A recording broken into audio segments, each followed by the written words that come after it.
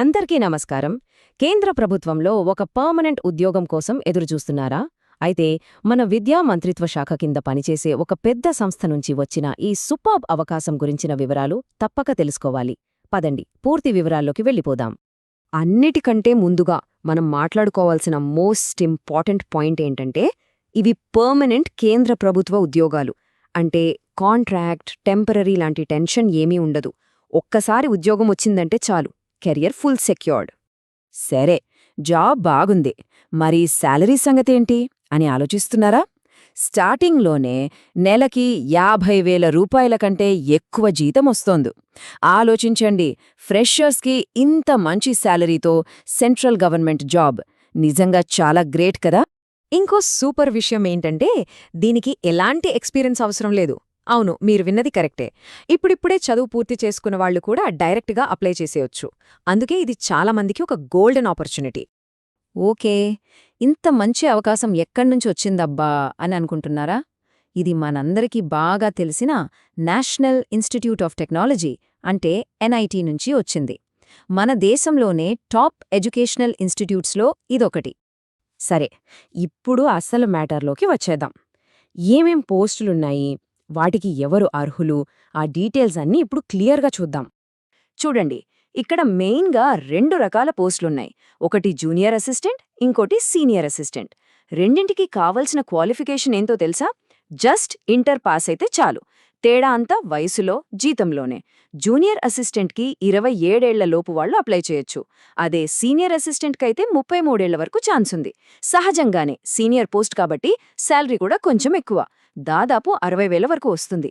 కానీ ఒక్క విషయం గుర్తుపెట్టుకోవాలి, రెండింటికి టైపింగ్ స్కిల్ మాత్రం ఖచ్చితంగా ఉండాలి. ఓకే, క్వాలిఫికేషన్స్ అన్నీ సెట్ అయ్యాయి. మరి నెక్స్ట్ స్టెప్ ఏంటి? ఎలా అప్లై చేయాలి, సెలెక్షన్ ప్రాసెస్ ఎలా ఉంటుంది అనే కదా డౌట్. ఆ ప్రాసెస్ ఏంటో ఇప్పుడు స్టెప్ బై స్టెప్ చాలా సింపుల్గా తెలుసుకుందాం. సెలెక్షన్ ప్రాసెస్ అయితే చాలా సింపుల్ అండి, చాలా ట్రాన్స్పరెంట్గా ఉంటుంది. జస్ట్ 2 స్టేజ్లు. ఫస్ట్ ఒక రాత పరీక్ష ఉంటుంది. దాంట్లో క్వాలిఫై అయిన వాళ్లకి టైపింగ్ టెస్ట్ పెడతారు. ఆ టైపింగ్ టెస్ట్ కూడా జస్ట్ క్వాలిఫై అయితే చాలు. ఇక అందర్నీ టెన్షన్ పెట్టే ఇంటర్వ్యూ అనేదే లేదు. అదెంత మంచి విషయం కదా. అంటే మీ టాలెంట్ అంతా రాత పరీక్షలోనే చూపించొచ్చు.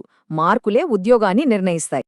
అప్లికేషన్ ప్రాసెస్లో మాత్రం ఒక చిన్న విషయం జాగ్రత్తగా గుర్తుంచుకోవాలి. ఇది 2 భాగాలుగా ఉంటుంది. ఫస్ట్, జనవరి 30వ తేదీ లోపల ఆన్లైన్లో అప్లికేషన్ ఫిల్ చేసి సబ్మిట్ చేయాలి. అయిపోయిందా?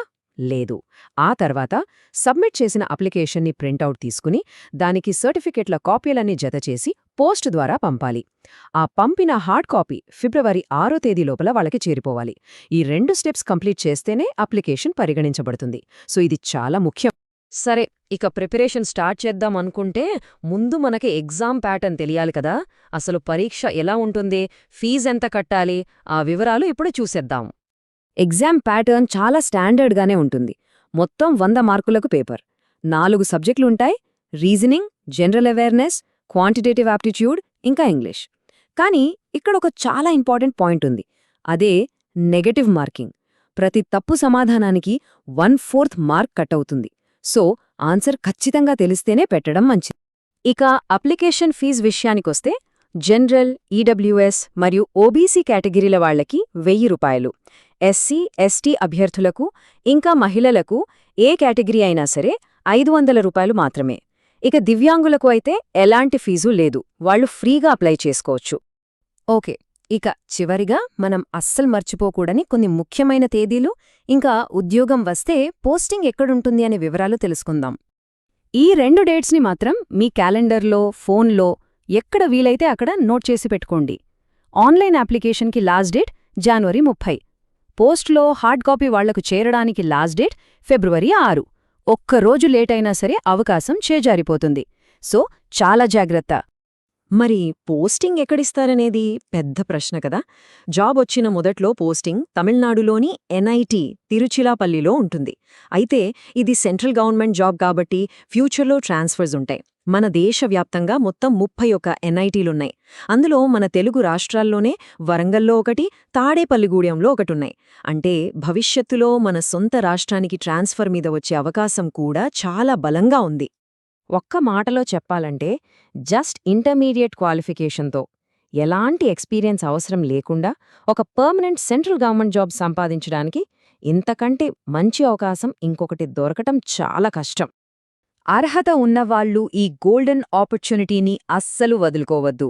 లాస్ట్ డేట్స్ కూడా దగ్గర్లోనే ఉన్నాయి. మరింకెందుకు లేట్, ఈ రోజే అప్లై చేసేయండి, మీ ప్రిపరేషన్ స్టార్ట్ చేయండి. అందరికీ ఆల్ ది బెస్ట్.